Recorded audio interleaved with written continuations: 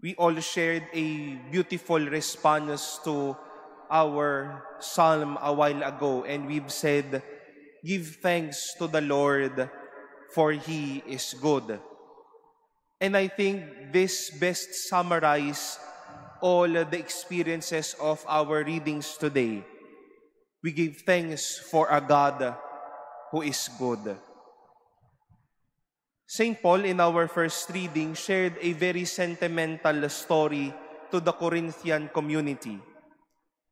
He was at least reminding them how to take care of the gospel that they all shared, that they all received. But he was also reminding them how he was called as a disciple of Christ.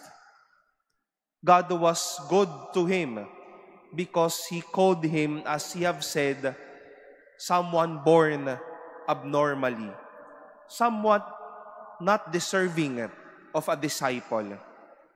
But God was so good to shower upon Paul graces to work on him.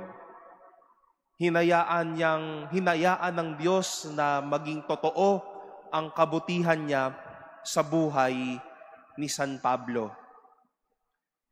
On the one end, our gospel today gives another reason why we shall give thanks to a good God. A woman knelt down near Jesus. A woman was not present for show, but she was present and she was there to express her sorrow for being a sinful woman. And God was good to her because she forgave her sins. Jesus welcomed her into His life. God was good to her. And my dear brothers and sisters, in the likewise manner, we share the same life with Paul and with this sinful woman. We know that we are undeserved servants. We too are sinners.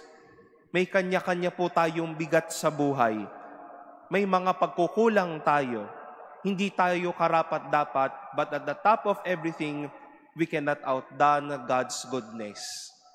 Mabuti pa rin ang Diyos sa atin. He's not good only to those who are deserving, but even to those who are trying hard and persevering. He is good not only to those whom we can call in this life as grace-filled, rich, plenty, or those feeling good in this life. But we might forget, He is good to those who are badly in need of Him, those trying hard, those battling with a lot of stress, those who are tired, those who are less motivated every day, to those who are losing zest in life. Much more to these people, undeserving, sinful, losing energy, to them, God is also good. God will show His goodness to them. My dear brothers and sisters, we give thanks for a good God. He is good because He has blessed a sinner and undeserved servant like Paul and this woman. Similarly, like us. Hindi pa man po nasasagot ng Diyos ang mga dasal natin, but He has been good to you. He has been good to us. On why we are trying hard, on why we are still breathing, on why we are still here, on why we have something to enjoy at least every day, and to many others. These are but experiences that we can always say, indeed, I thank God, for He is good.